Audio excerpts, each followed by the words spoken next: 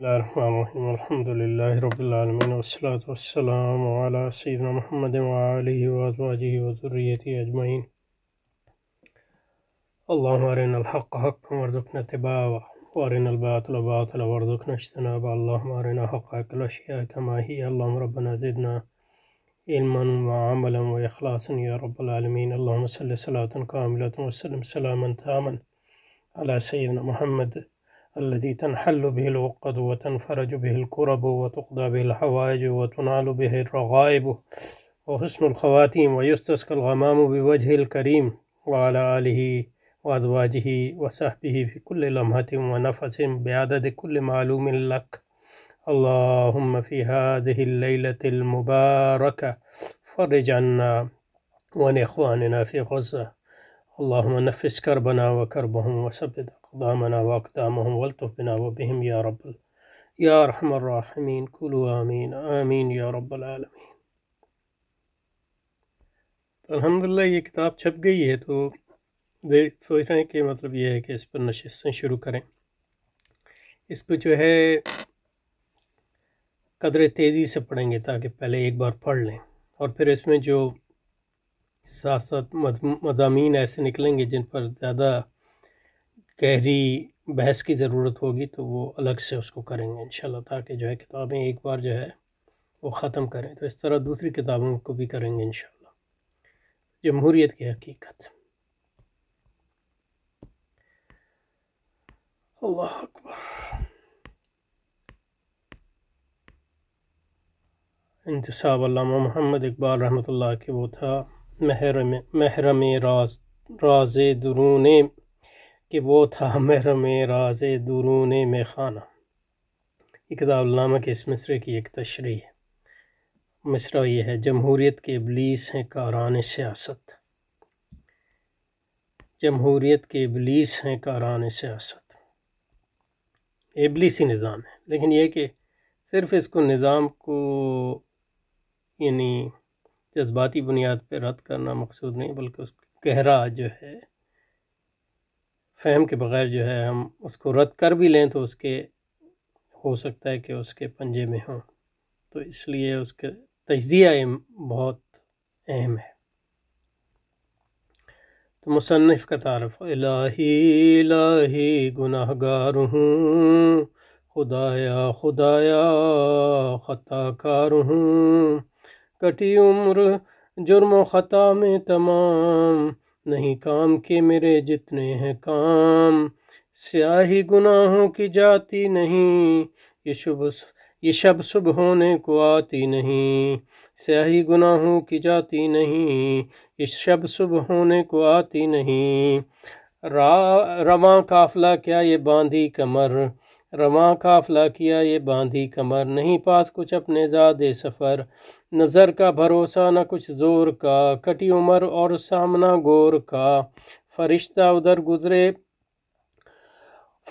ادھر گرز تولے ہوئے، جہنم اندھیرے منہ کھولے ہوئے، فرشتہ ادھر گرز تولے ہوئے، جہنم اندھیرے منہ کو کھولے ہوئے، تیرا سامنا سخت ہیبت کی جا، سراسیمہ ہیں انبیاء اولیاء، الہی تو غفار اور رحیم، گناہ میرے سب بخش دیجیے کریم، الہی بحق کے بنی فاطمہ،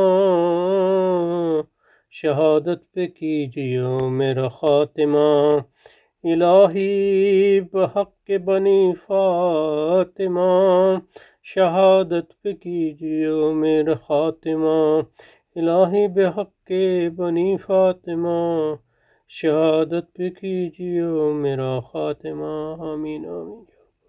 تو اس کے مضامین کی فہرست: ریڈ انڈینز کا قتل عام، جمہوریت کی تعریف، جمہوری عقائد، جمہوری طریقہ کار، جمہوری نظریات، حوث کی امیری و حوث کی وزیری، قدیم جمہوریت، سرمایہ دارانہ جمہوریت کی ابتدا، سرمایہ دارانہ انقلاب، دور حاضر کی جمہوریتیں، پیتے ہیں لہو دیتے ہیں تعلیم مساوات، افلاطون، ارسطو، Machiavelli, John Locke, Rousseau, Montesquieu, Karl Marx, John Stuart Mill, Lenin, Hayek اور نوزک، برلن، نتشے اور شمٹ، جان رالز، یورگن ہابرماس۔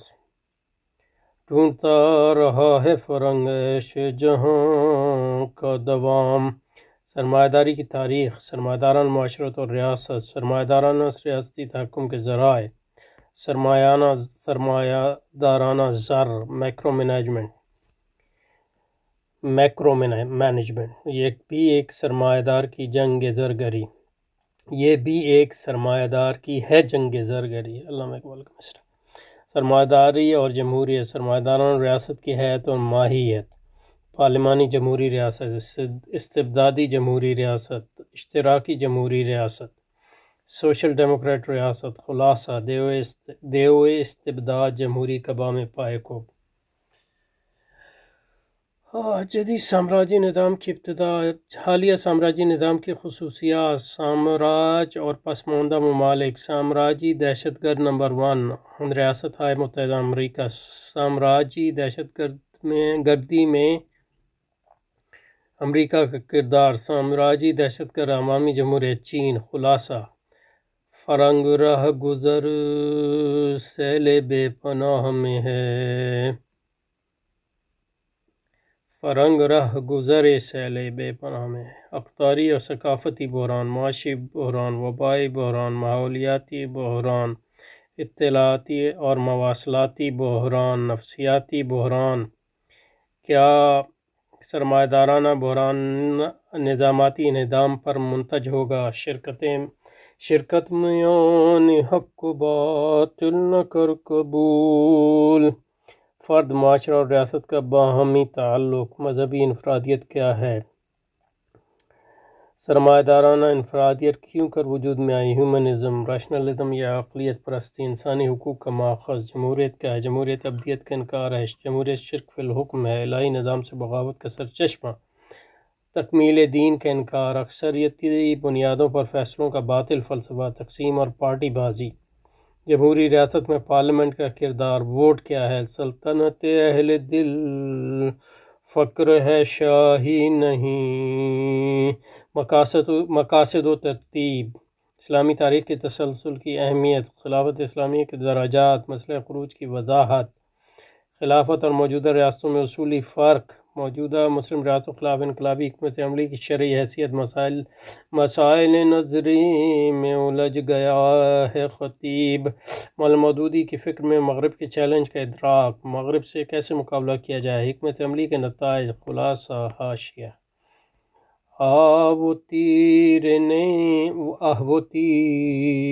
نیم کش جس کا نہ ہو کوئی ہدف۔ کیا پاکستان ایک لبرل ریاست بنتا جا رہا ہے؟ لبرل ریاستی نظام کیسے کام ہوتا ہے؟ کیا پاکستانی ریاست لبرل بنتی جا رہی ہے؟ پاکستانی معاشرتی تناظر میں اسلامی جدوجہد۔ میں ڈھونڈ رہا ہوں سمے افرنگ کا تریاق، ذاتی کمائیگیاں اور استدلال کی کمزوریاں، سرمایہ دارانہ نظاماتی تناظر، جمہوری نظام کے استعمال کی ناگزیریت، مجوزہ حکمت عملی۔ خلاصہ۔ اچھا جی، ماشاءاللہ بڑی لمبی کتاب ہے۔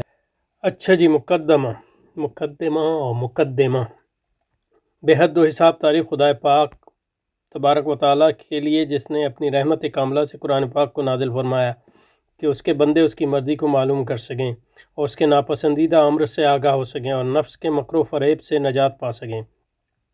اس پروردگار کے احسانات ہمارے دل و جان پر محیط ہیں، اور اس کا وجود ہمارے ظاہر اور باطن کو اپنی گرفت میں لیے ہوئے ہے۔ درود و سلام ہو حضرت صلی اللہ علیہ وآلہ وسلم پر، جنہوں نے ہمیں سعادت دارین سے باخبر کوئی بیان کیا، جنہوں نے ہمیں سعادت دارین سے باخبر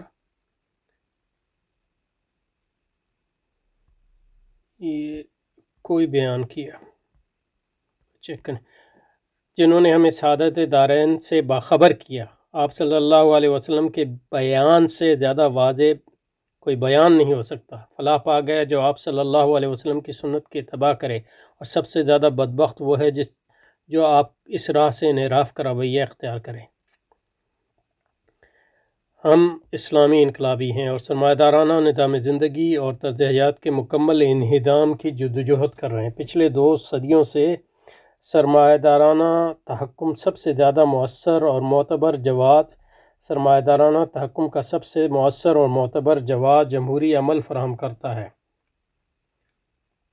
اور آج دنیا کی تقریباً ہر حکومت، خواہ وہ لبرل، خواہ اشتراکی، خواہ قوم پرست، خواہ اسلامی، اپنے جمہوری ہونے کا دعویٰ کرتی الا مفتوحہ علاقوں میں قائم ہونے والی حکومتیں اور امارت اسلامیہ افغانستان، اور تمام معاشرے سرمایہ دارانہ نظام میں جکڑے ہوئے ہیں۔ اس تہذیبی تناظر میں جمہوری عمل کی تفہیم بالخصوص ان لوگوں کے لیے نہایت ضروری ہے جو سرمایہ دارانہ نظاماتی اور طرزی انہدام کی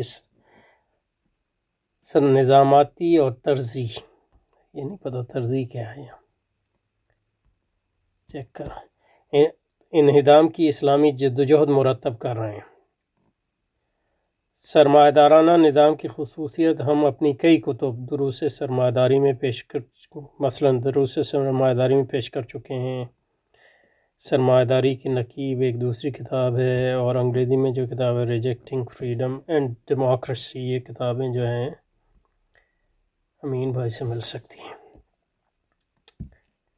قیمتاً اجمالاً یہ کہا جا سکتا ہے کہ سرمایہ داری وہ نظام زندگی اور طرز حیات ہے جہاں حرص اور ہوس کی شیطانی قوتیں انفرادیت، یعنی تینوں سے انفرادیت، معاشرت اور ریاست پر غلبہ حاصل کر لیتی، اور جہاں عقلیت اور روحانیت خواہشات نفسانی کی تابع ہو جاتی ہے۔ جو عقل جو ہے خواہشات نفسانی کی تابع، اسی کو ریشنالٹی کہتے ہیں، اور روحانیت جو خواہشات نفسانی قابل ہوتی ہے اس کو مطلب یہ ہے کہ شیطانی روحانیت کہتے ہیں۔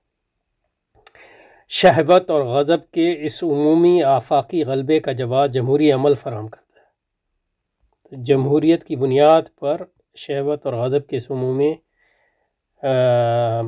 غلبے کی جسٹیفیکیشن پیش کی جاتی ہے، جواز پیش کیا جاتا ہے، اس کے لیے دلیل پیش کی جاتی ہے۔ جمہوری نظام، تو جمہوری نظام ایک جسٹیفیکیشن ہے اس طرز حیات کا جس طرز حیات کی بنیاد شہوت اور غضب اور خواہشات کی پرستش پر ہے۔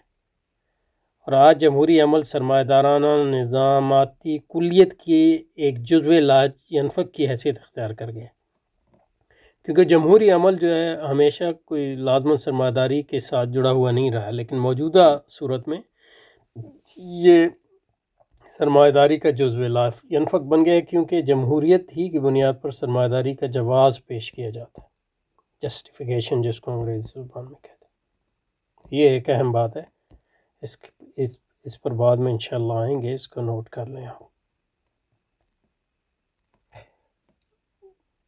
مخلصین دین وہ تمام مسلمان، یعنی یہ مخلصین کی تعریف، دین کی تعریف فرمائی ہے، تعریف یعنی ڈیفینیشن، وہ تمام مسلمان جو دین کے مطابق زندگی گزارنا چاہتے ہیں۔ میں جمہوری عمل کے بارے میں اختلاف پیدا ہو گیا۔ برصغیر کے علماء کا اس بات پر اجماع ہے کہ انتخاب میں شرکت جو کہ جمہوری عمل کا ایک جزو ہے، یعنی انتخابات جو ہے بتاتے خود کوئی جمہوری عمل نہیں ہے، کیونکہ انتخابات جو ہے مختلف نظاموں میں حتیٰ کہ مطلب رسول اکرم کے سیرت میں صحابہ کے یہاں بھی انتخابات کی کچھ صورتوں کا عمل ملتا ہے، لیکن انتخابات جو ہیں بذات خود کو جمہوریت نہیں ہے، لیکن آج کے جمہوری عمل کا جز ہیں، جائز ہے۔ علماء برسوں میں اس پہ اجماع ہے۔ اب اجماع کا تو مجھے نہیں پتہ، کیونکہ اجماع کا مطلب ہے کہ ایک عالم بھی، یعنی معتبر عالم بھی اس کی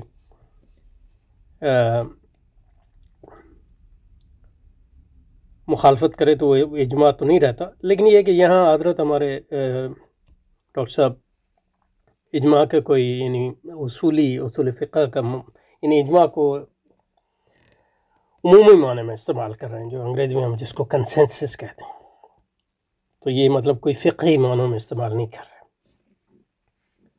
کیونکہ علماء کا ذکر کیا تو اس سے مغالطہ ہو سکتا ہے کہ کوئی، لیکن I'm sure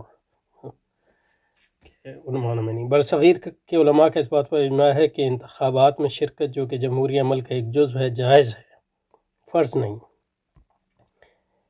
اس اجماع کی بنیاد پر پاکستان کی تمام سیاسی اسلامی جماعتوں نے جمہوری عمل میں شرکت پچھلے 75 سالوں سے کی ہے۔ وہ صرف الیکشنوں میں حصہ نہیں لیتی بلکہ دستوری جمہوری نظام کی کارفرمائی کو غلبہ دین کا ایک مؤثر ذریعہ تصور کرتی ہیں۔ لیکن ظاہر ہے کہ یہ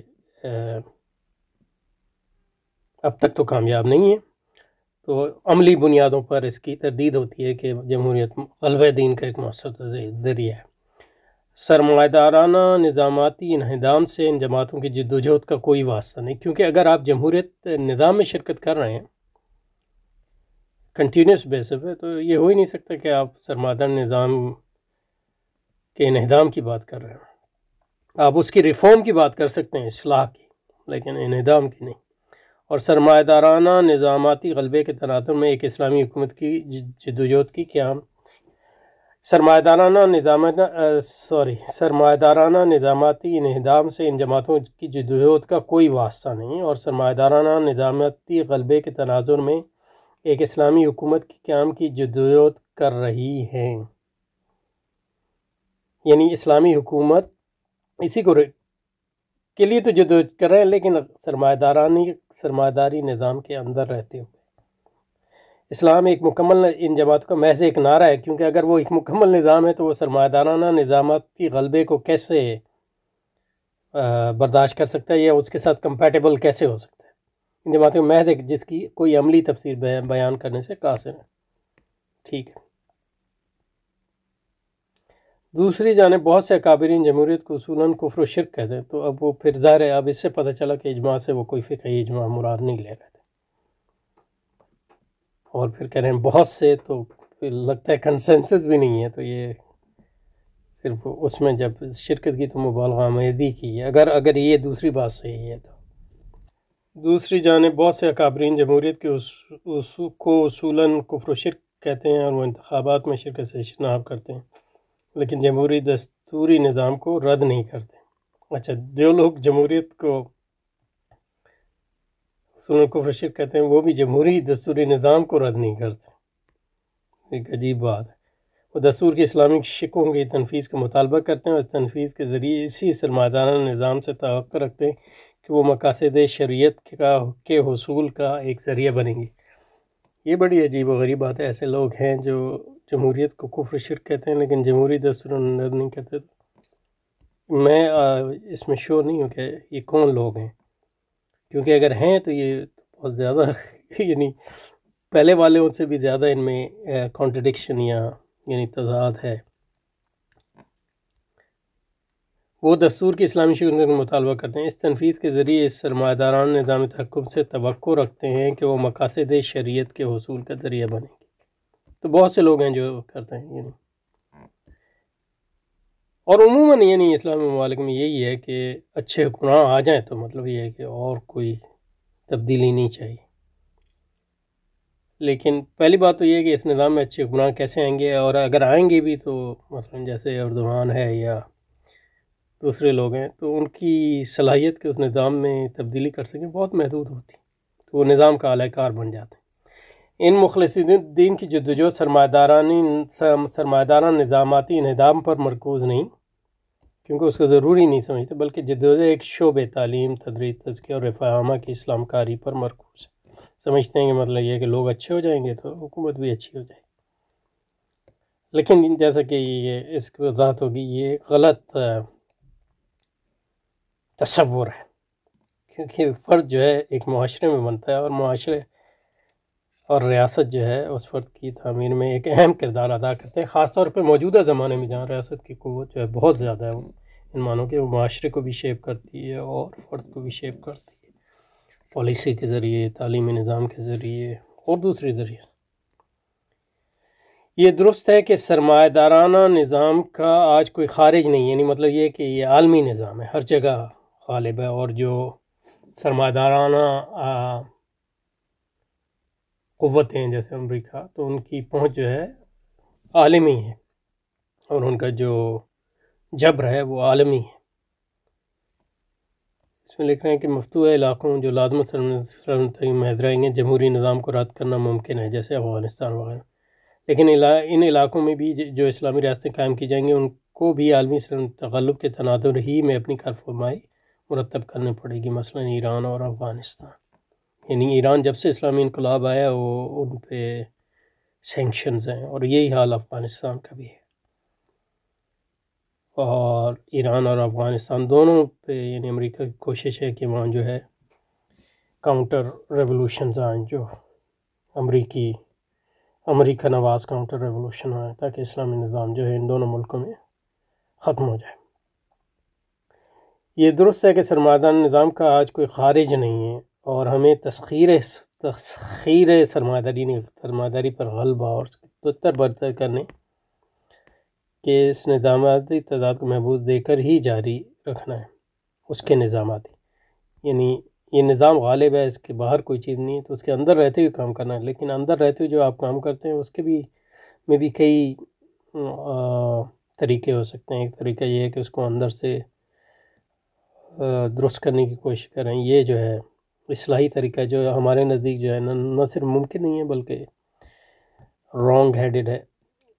اور جو انقلابی طریقہ ہے اس کا طریقہ یہ ہے کہ اس نظام کے تضادات جو اس کے اندر اپنے تضادات موجود ہیں ان کو ہم تہمیز دیں، تاکہ وہ نظام اندر سے کھوکھلا اور ہمارے لیے جو ہے اسی درجے جو ہے اس میں کام کرنے کی ایک اسپیس پیدا ہو، جس میں ہم ایک الٹرنیٹیو نظام جو ہے قائم کرنے کی یا ایک متبادل نظام قائم کرنے کی کوشش کریں معاشرتی سطح پہ، اور ریاست در ریاست قائم کرنے کی کوشش کریں۔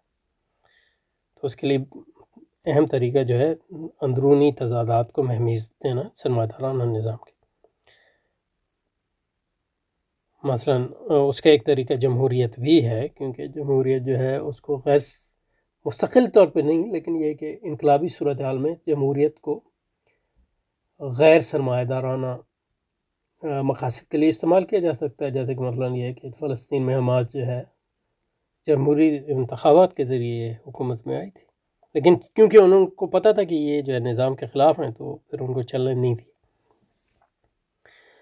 سرمایہ دارانہ اور جمہوری نظاموں کی اصولی تردید کو کوئی معنی نہیں رکھتی اگر سرمایہ دارانہ اور جمہوری تضادات کو مہمیز دینے کی صلاحیت نہ بڑھائی جائے۔ یعنی مطلب یہ کہ ہوائی باتیں مطلب رد کر اس سے مطلب سرمایہ داری کو کیا فرق پڑے گا، عملی طور پہ رد کریں، ایسے رد جس کے نتیجے میں جو ہے ایسی اسپیس پیدا ہو جس میں سرمایہ داری کھوکھلی ہو اور اس کے متبادل نظام اپنی ایمبریونک یا اپنی ابتدائی شکلوں میں ابھرے، تو یہ پھر تو صحیح ہے۔ لیکن یہ کہ تقریریں کرنا یا جذبات تربینا ہم رد کرتے ہیں تو اس رد کے تو کوئی معنی نہیں۔ سرمایہ داران اور جمہوری نظام کے اصولی تردید کوئی معنی نہیں رکھتی اگر سرمایہ داران اور جمہوری تضادات کو محمود دینے کی صلاحیت نہ بڑھائی جائے۔ اور یہ صلاحیت کیسے بڑھائی جائے، یہ ایک آرٹ ہے، فن ہے، جو باہر سے نہیں سیکھا جا سکتا، جدوجہد کے ذریعے ہی سیکھا جا سکتا ہے۔ لیکن یہ ہے کہ اس کے لیے نظری کام جو یہ ہم کر رہے ہیں اس کی ضرورت ہے، کیونکہ اگر آپ کو انسائٹس نہ ہوں گی جمہوری نظام اور اس کے طریقہ کار اور اس کے خلاف جدوجہد اور اس کے مختلف جو تاریخ ہے، تو آپ عملی طور پہ اس سے جمہوری نظام کی تضادات کو محمیز دینے کی صلاحیت جو ہے آپ میں پیدا نہیں ہوگی۔ جو مخلصین دین جمہوری عمل کے اصولوں کی تصدیق کرتے ہیں لیکن عملاً اس عمل کے تسخیر سے گریزاں رہتے ہیں، وہ ایک خیالی جنت کے معمار ہیں، وہ آئیڈیلزم کا شکار ہیں اور اپنے نظاماتی بے عملی پر خود کو مطمئن کرتے ہیں۔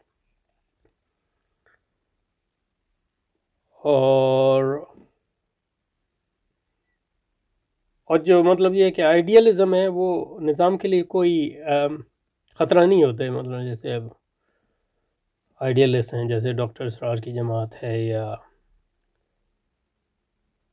تبلیغ جماعت والے ہیں جو مخلصین دین کی ایک فوج تیار کر رہے ہیں تاکہ وہ پورے نظام پہ حاوی ہو جائیں، لیکن یہ ہے کہ یہ سب آئیڈیلزم ہے، کیونکہ ایسا کبھی نہیں ہوگا کہ اس نظام کے اندر رہتے ہوئے آپ اس نظام کے خلاف جدوجہد کے بغیر جو ہے مخلصین دین کی اکثریت جو ہے، کیونکہ وہ نظام جو ہے جتنوں کو اچھا کر رہے ہیں اس سے زیادہ کو وہ خراب کر رہا ہے۔ اور جو اچھے ہو رہے بھی ہیں وہ بھی ایک محدود دائرے میں ہوتے ہیں، اور وہ مجبور ہے اپنے دوسرے دائروں میں اسی نظام کا حصہ اور اعلی کار بننے پر۔ مخلصین کے دونوں گروہ جو سرمایہ نظاماتی اور جمہوری تناظر میں اسلامی غلبے کے متمنی ہیں، اور وہ جو اس نظام کو اصولاً رد کرتے ہوئے عملاً اس کی کار فرمائی کو قبول کرتے ہیں، نہ سرمایہ دارانہ نظاماتی تعداد سے کما حق کو آگاہ ہیں، نہ جمہوری عمل کی نوعیت اور اس کی ادارتی سب بندی سے۔ یعنی عمومی باتیں ہیں کہ یعنی کامن سینسیکل، لیکن یہ کہ گہری نظری آگاہی نہیں ہے، نہ جمہوریت سے، نہ سرمایہ داری سے، نہ اس کے جمہوری عمل۔ یعنی جمہوری عمل ایک یعنی پروسیس جس کو کہتے ہیں بہت اہم ہے، کیونکہ اس پروسیس کے ذریعے ہی جمہوری اور سرمایہ دارانہ انسان جنم لیتا ہے، اور اس کی ادارتی سب بندی یعنی اس کے معاشرے کی ترتیب اور ریاست کی ترتیب نہ جمہوری عمل۔ اس کتاب کا مقصد جمہوری عمل کا تجزیہ ہے، پروسیس کا، کیونکہ جمہوری عمل کے ذریعے، کیونکہ جو لوگ مطلب یہ کہ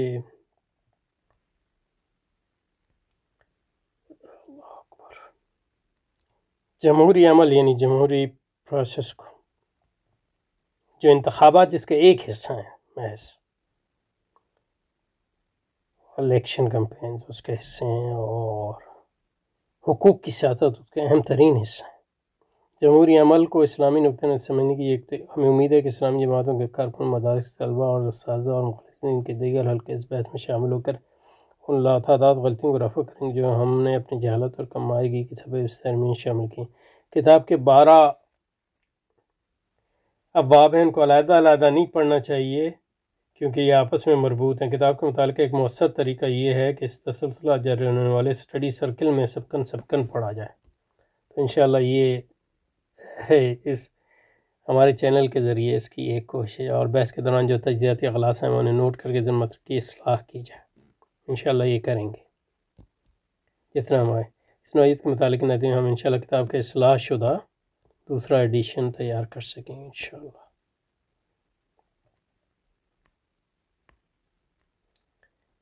یہ کتاب مولانا مودودی کی اجتہاد مغرب جاہلیت خالصہ ہے کہ ایک ابتدائی سیاسی تشریح ہے، اپنے متکلمین کے اجتہادات کی ایسی تشریحات مرتب کرنا جس کی بنیاد پر دور حاضر میں غلبہ دین کی جدوجہد آگے بڑھا جا سکے، اسلامی انقلابیوں کی اہم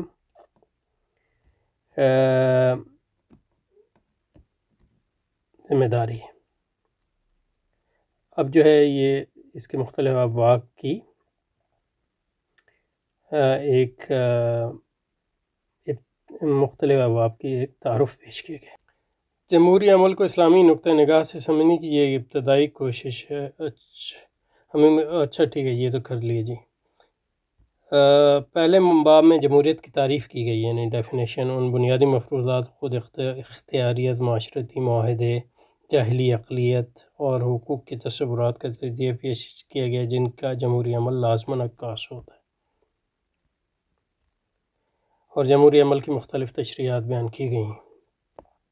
دوسرے باب میں جمہوری عمل کی 5ویں صدی قبل مسیح سے لے کر دور حاضر تک کی تاریخ بیان کی گئی اور ان تاریخی تغیرات کا تجزیہ کیا گیا جو جمہوری عمل میں رونما ہوتی رہی ہیں۔ تیسرے باب میں ان کافر مفکرین کے نظریات بیان کیے گئے ہیں جو جمہوری فکر کے معمار ہیں۔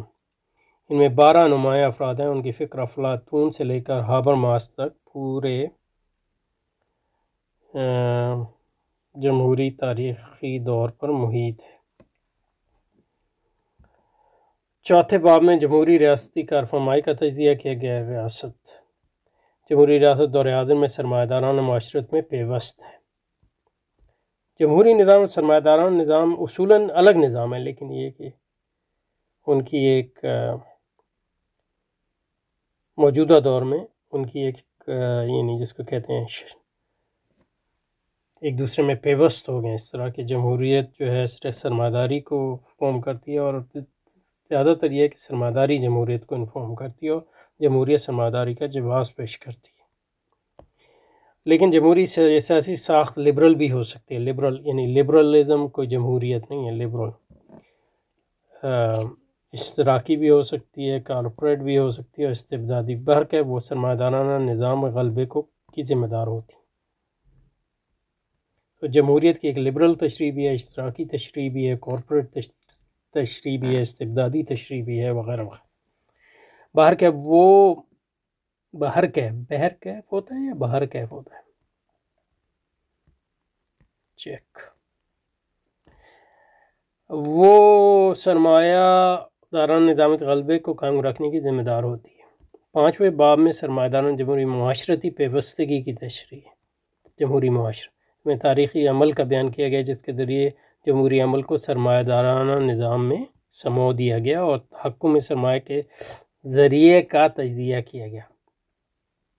یہ بتانے کی کوشش کی کہ کس طرح جمہوری سرمایہ داران تحکیم کا حصہ بن گیا ہے۔ تحکم یعنی سرمایہ دارانہ نظام حکم کا حصہ بن گیا۔ 6 باب کا مقصد جمہوری عمل کے سامراجی غلبے کے منطقی اور لازمی تعلق کو بیان کرنا ہے۔ اب سامراج یعنی استعمار اپنے ابتدائی دور میں ماڈرن جدید جمہوری نظام 80 ملین ریڈی ملک بہیمانہ قتل عام سے شروع ہوا اور نسل کشی کا یہ پہم عمل 21ویں صدی میں اس میں افغانیوں، شامیوں، فلسطینیوں، سالی افریقہ کے باشندوں، غیر مسلمانوں اور چیچنیا کے عوام کے قتل عام سے جاری ہے۔ جمہوری عمل سامراجی غلبے کو جاری رکھنے کا لازمی جزو ہے اور آج امریکی، چینی اور روسی حکومتیں اپنی تصویراتی حکمت عملی۔ تصویراتی کا کیا مطلب ہوتا ہے؟ تصویر کا مطلب فریب اور دھوکہ اور مکر، میرا خیال ہے زور سے ہے۔ زور عربی زبان میں کہتے ہیں جھوٹ کو، قرآن میں ہے نا قول زور۔ اپنی حکمت عملی سے جمہوریت اور سامراجیت دونوں کو فروغ دے رہے ہیں۔ اس باب میں بھارتی جمہوری سامراجیت کا بھی تعارف کرایا گیا ہے۔ 7ویں باب میں ان خطرات کا تذکرہ کیا گیا ہے جو آج سرمایہ دارانہ نظام بشمول اس کے جمہوری سیاسی تنظیم کو درپیش ہے۔ 7ویں باب میں ان خطرات کا تذکرہ کیا گیا ہے جو آج سرمایہ دارانہ نظام بشمول اس کے جمہوری سیاسی تنظیم کو درپیش ہے۔ ان میں وباؤں کا پھیلنا، ماحولیاتی ابتری، ITG ٹیکنالوجی کی ریشہ دوانیاں وغیرہ شامل ہیں۔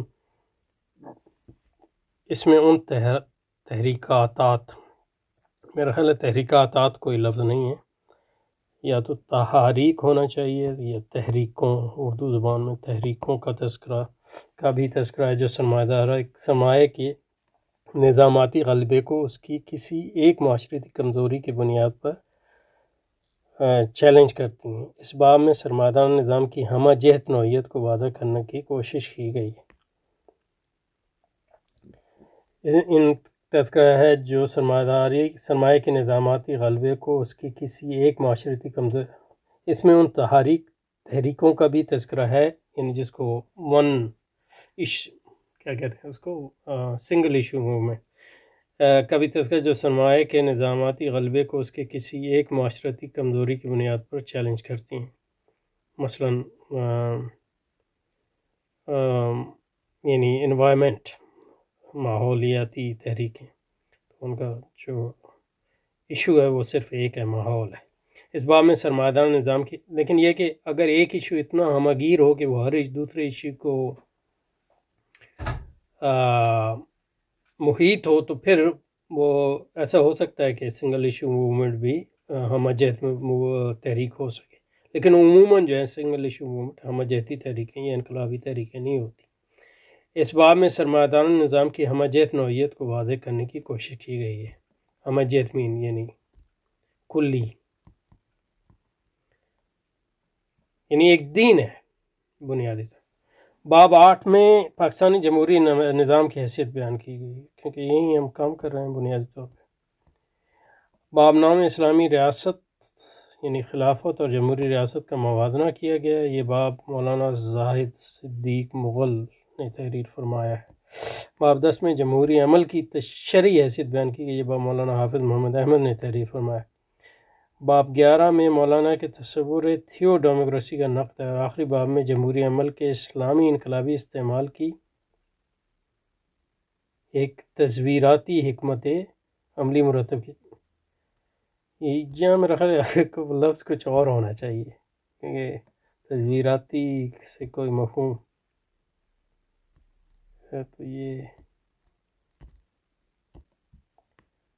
کیا گیا ہے۔ جمہور کے ابلیس ہیں اور باب سیاست، انشاءاللہ اگلی بار جو ہے پہلے باب کو ایک ہی نشست میں انشاءاللہ پورے باب کو کریں گے، اگر بہت پڑھانا ہوا تو۔ ٹھیک ہے جی، الحمدللہ رب العالمین والصلاۃ والسلام۔ اچھا جی، السلام۔